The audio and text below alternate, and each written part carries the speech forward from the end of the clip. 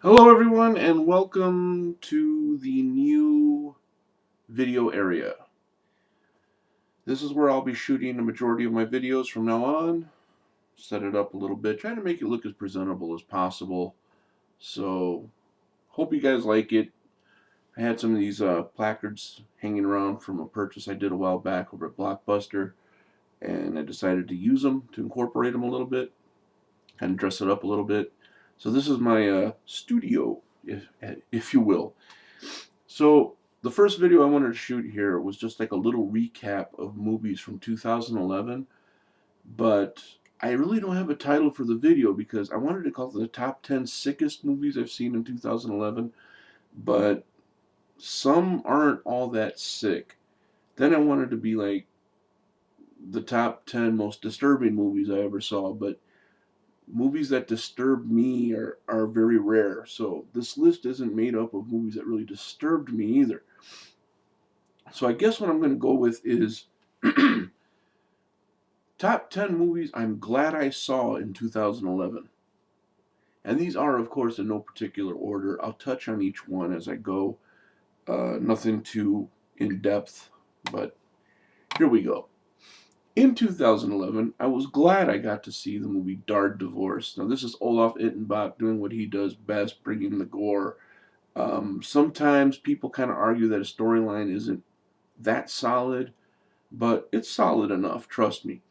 And when you go to see an Ittenbach movie, it's usually not so much for a storyline, but because you want to see just how messed up he's going to make things. He really brings it hard as far as like gore and stuff. My first Ittenbach movie was Burning Moon, and I was kind of like, this is back in like 91, 92 that I saw this. And no, I'm sorry, take that back, 94. 94, I had to think about that one.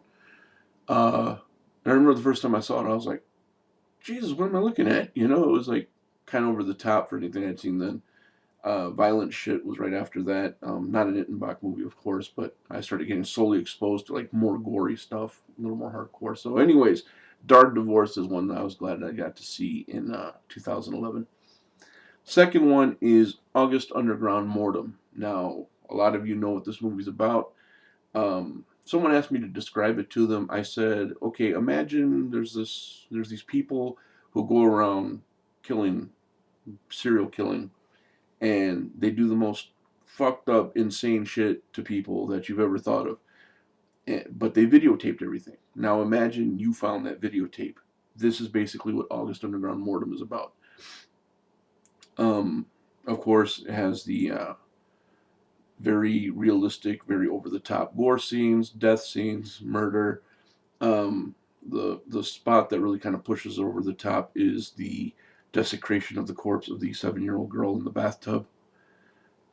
Yeah, so I don't want to say that I was glad I got to see that part, but in in whole, I'm glad I watched this movie. It really did push a lot of boundaries for me, and I like that. I like stuff that tests me a little bit. Speaking of everybody's favorite, a Serbian film. This movie is on the tips of the tongues of a lot of people. When you think of Sick and Twisted, the first thing that people think of is Serbian film. Sorry about that. That was my phone. That's usually the first thing people think of is a Serbian film. They talk about, you know, baby raping, and that's usually the first thing out of their mouth too. Is the whole newborn porn thing, which when there's so much more to it than that, but people just can't seem to get past that one part. This was the movie that crossed some lines for the first time, in my opinion, that really kind of set the bar, and then everyone was going to try and cross that bar as much as possible. Um, Solid storyline, in my opinion. It wasn't just sick for sickness sake, but it was very powerful. A lot of powerful imagery and some very original kills, as I remember.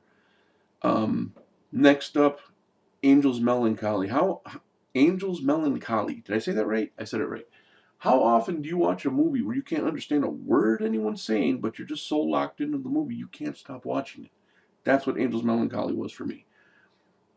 It's just completely foreign language, no subtitles at all whatsoever. You pretty much had to guess at a storyline. but I didn't care. The imagery was just so stark and cold and cruel and evil. Um, I told somebody that, in my opinion, as depraved and as selfish as it was, and I say selfish because everyone in there is pretty much self-serving. They do their own thing, even though it comes at the cost of other people's comfort and safety. It's almost like a recruitment video for Satanism. I may be so bold as to say that, but yeah, I watched it and I was so locked in, and I cannot wait for an official release that has English subtitles. I really want to know what these people were saying in here. I really do, because I mean, it goes full on. I mean, it's not just abuse and killing. It's pissing and shitting and vomit, and this guy finger bangs this girl's colostomy hole, and that's pretty bold. But yeah, Angel's Melancholy is definitely one I was glad I got to see. Next up, Slow Torture Puke Chamber. Why am I glad I saw this movie? Um, there's a trilogy, if you don't know. It's Slaughtered Vomit Dolls, Slow Torture Puke Chamber. No, that's the third one, I'm sorry. And the second one is Regurgitated Sacrifice. All, of course, deal with vomit and puking. Um, why was I so up on Slow Torture Puke Chamber? Once again, it crossed some lines. Um, where Anthropophagus, or the Grim Reaper, whichever title you want to go with, where it kind of crossed the line by taking a fetus out of the woman and he ate it. This went 2 or 3 steps beyond that, because this guy takes the fetus out of the woman, he fucks it, he puts it in the blender, drinks it, pukes it up. It's really a challenge on the mind there for a lot of people. Your average horror movie goer um, will not get into this. Okay, if you're all about Friday the 13th, Michael Myers and Jason, and you're gonna see this and be like, what's wrong with you people? You're all sick, and it's true. So Slow Torture Puke Chamber, definitely. Death of a Porno Gang, or as I like to call it, the other Serbian film. Now there's a line drawn in the sand between which is the better Serbian film, a Serbsky film or a Serbian film, or Death of a Porno Gang. Death of a Porno Gang to me had its moments. It had some elements that were kind of like, you know, can't believe I'm watching this. But it was nothing that was over the top or really crossed any lines. It was kind of a test in some respects, but not like a Serbian film, not to me. So it was a good film, strong, had a very strong storyline, very powerful, but no Serbian film. Not as over the top as Serbian film. Just my opinion. You're all entitled to it. My opinion. After that, I have to say, Buried in the Sand. Now, this was a documentary. Sorry about that. This was a documentary that was based on the atrocities that happened in Iraq during the rule of Saddam Hussein. Shows a lot of people being beaten, a lot of people being tortured, a lot of people being beheaded, a lot of people getting limbs hacked off, tongues cut off.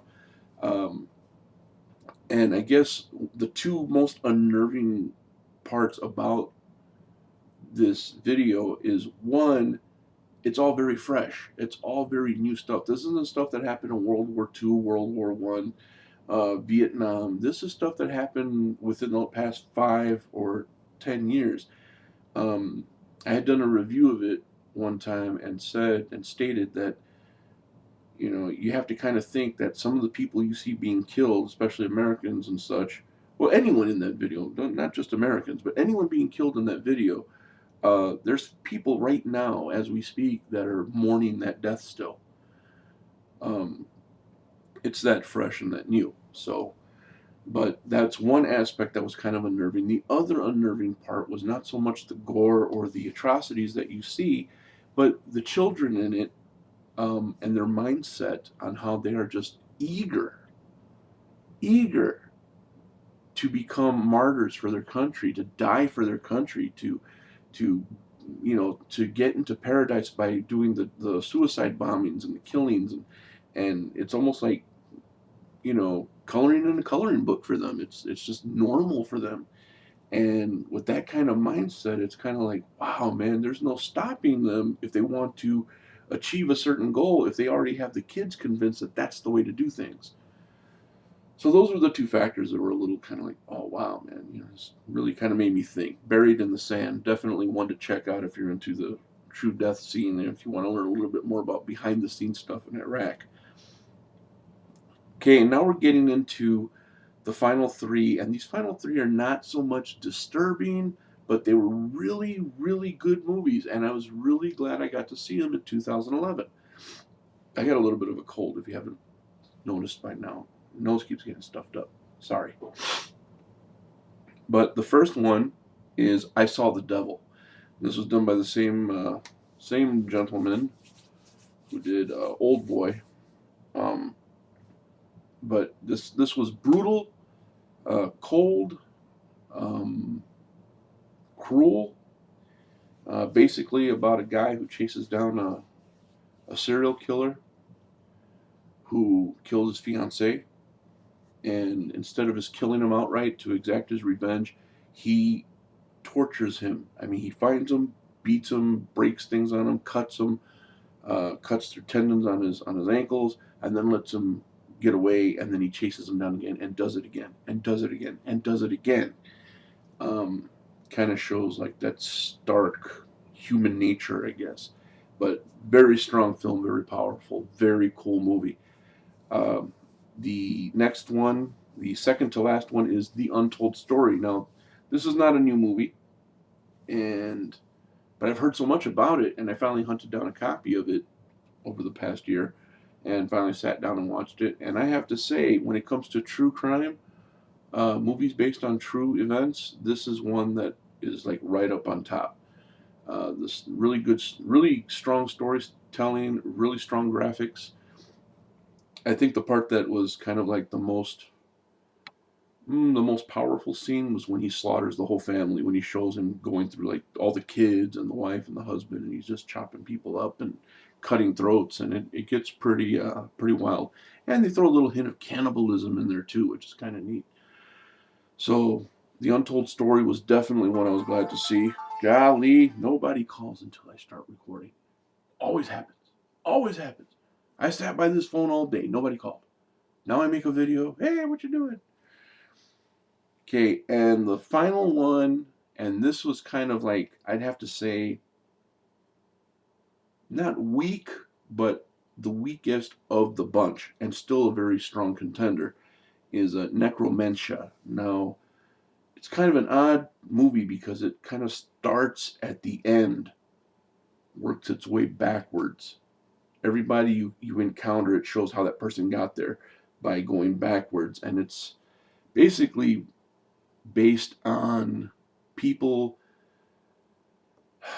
trying to cheat hell in a way, and I think one of the scenes that kind of got me going like ugh was when this guy's talking to the corpse of his wife or girlfriend. I forgot what she was in the movie to him, but she dies, and he has the body, and he's taking care of her. He's bathing her, and he's washing her, and he's cutting all the little rotten pieces out of her vagina, and he's talking to her saying, you told me you'd come back to me. You said you knew how to come back to me, so I'm waiting for you to come back. If you don't come back soon, there's not going to be much for you to come back to, meaning that her body is decomposing. And it was just kind of weird the way he was talking to her, just very matter-of-factly, like this was no big deal.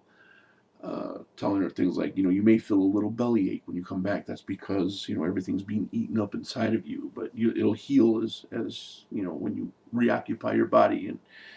And this guy approaches him and shows him how to get her spirit back to where it needs to be, but he has to tattoo a kind of a diagram on his back to kind of cause an entryway back and forth between hell and the living plane. It's kind of an odd movie, but I really got into it. I really liked it a lot. Not one of the greatest movies I've ever seen, but definitely worthy of slot in the top 10. Like I said, this is all in no particular order. I was just kind of running through the movies I had seen in 2011, and it made the grade. One movie that almost made it but didn't quite squeeze in there, but I will give it a little bit of a mention, is the movie Chaos. Now, Chaos is a loose remake of Last House on the Left. Um, I think the reason it didn't make the list really was I was glad I saw it. It was okay, but you know, after watching it, there was something not setting quite right with me, and it wasn't until Matt, the media bastard, mentioned that he didn't understand what all the hype was about, and I understood what the hype was about, but at the same time, I was kind of like, was it really that over the top? I mean, yeah, it it had some brutal scenes in it. This girl gets ass fucked with a big knife and gets her asshole ripped open, but they don't really show it. But just the thought of that, I guess, is kind of like, wow, that's brutal, yeah, but it's quick, it's over real fast. This other girl gets her nipple cut off and fed to her, and it's like the thought of that is like, ooh, that's brutal, but at the same time, you're kind of like, okay, these other movies have scenes that kind of drag out. It just makes it real uncomfortable for the viewer. It just like twists at your psyche. Chaos was just kind of like, cut off a titty, stick it in her mouth. Okay, next. And really didn't sink in the way these other movies did for me. So that's why I didn't make the list. But Chaos was, it got an honorable mention from me. So that's it, guys. I know this video isn't great. I'm not in the best of health right now, but it'll get better, I promise. And I hope you kind of like the little backdrop that I have going on here. So thanks for watching, as always. Hope everyone had a great New Year, and I hope 2012 is off to a badass start for everyone. And if you feel like it, excuse me, leave a video response below or just a comment below, and tell me what some of your favorite movies of 2011 were. Doesn't have to be anything extreme or even horror, but pick like 3 of your favorites of 2011 that you were really glad you got to see. I'm really interested in hearing that. So thanks, guys. Appreciate it, as always, and I'll see you guys soon.